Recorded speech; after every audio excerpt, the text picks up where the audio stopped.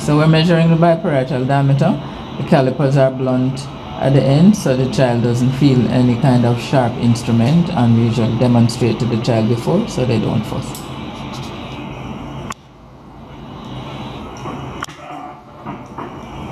So it's 115 millimeters, which translates to her bifurcation depth should be at approximately 48 millimeters.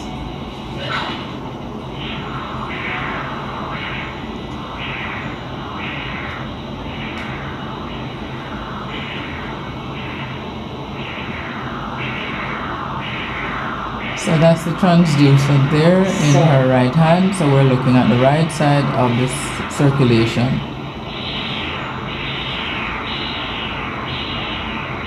So we're at bifurcation depth. So waveform in the back. The bifurcation is bidirectional, and that's your starting point.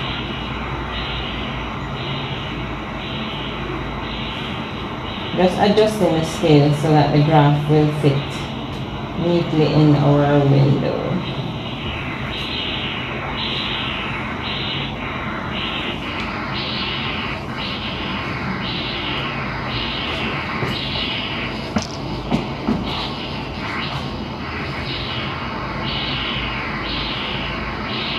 So that's our bifurcation where you're seeing a double-sided waveform.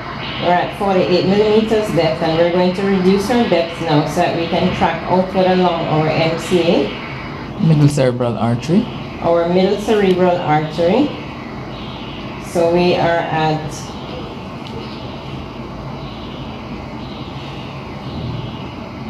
38 millimeters depth, and we're going to track back inward by increasing our depth.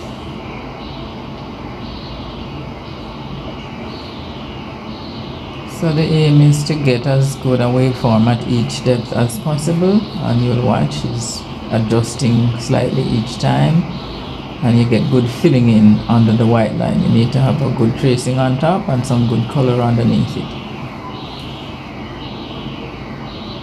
So we take a recording of that.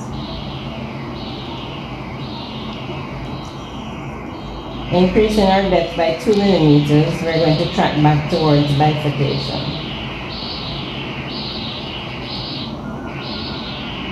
That's at 40 millimeters depth, 42 millimeters depth,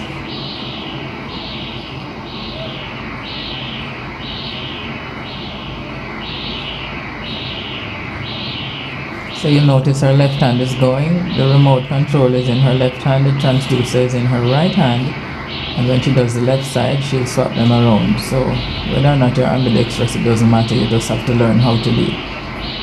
44 millimeters depth, 46,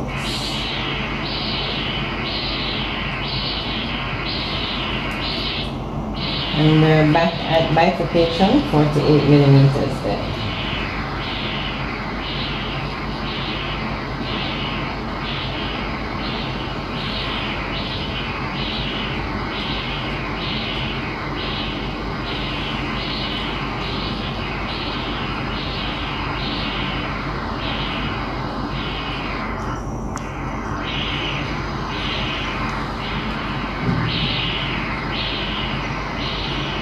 Okay, so we're going to take another picture of at bifurcation and move on to measure the ACA, the anterior cerebral artery.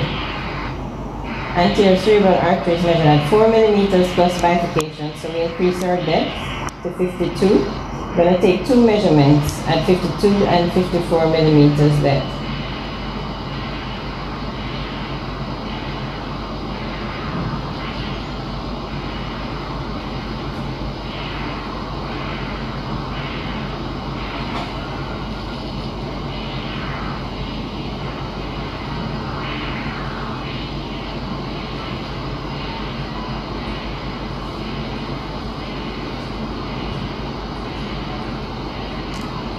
So the machine is pre-programmed with regards to the vessel. You just advance, and if you're looking at the velocities, you notice the closer you get to the bifurcation, the faster the blood moves.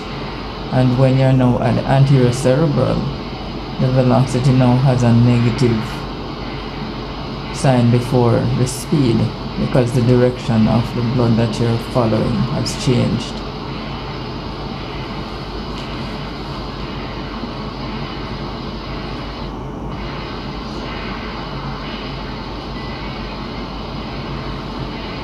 So trying to optimize, meaning getting a good tracing, that's the white line on top, that's the target.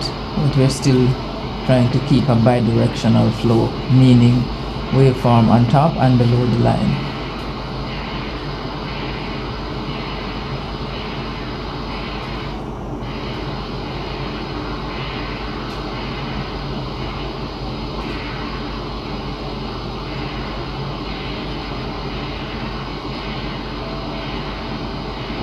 So that's second anterior cerebral artery recording. We're now measuring the distal internal carotid artery, and that's also measured at 52 and 54 millimeters depth.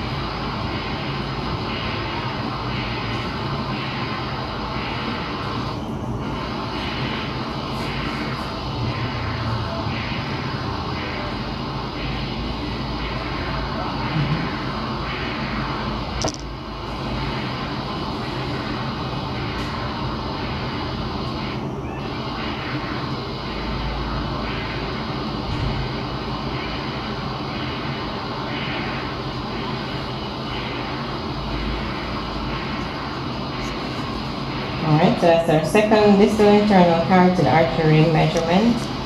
We're going to try and find the posterior cerebral artery now. So during the procedure, the patient needs to be as still as possible. It's a problem if they fall asleep, because you'll get abnormally high readings. Won't be a reflection of the truth. Also, you can't do the scan if the patient is thrashing around. You might notice if you see her hand moving, the speed goes up. And if she has a fever, the speed also goes up. So you want them to be awake, but as quiet as possible. Alright, so we've now identified the posterior cerebral artery. And we'll take 3 recordings of the posterior cerebral artery at 52 millimeters depth, 54 millimeters depth, and 56 millimeters depth. After which we move on to measure the top of the maxilla at 58 millimeters depth. You'll notice that the waveforms have changed, the speeds have changed, the sound has changed. Sound is very important to us. Usually we use a headset when you're scanning, because we usually have a TV going so that the kids are distracted and you will have to hear what you're hearing, you know, the wave, the sound of the blood, so you have to wear a headphone.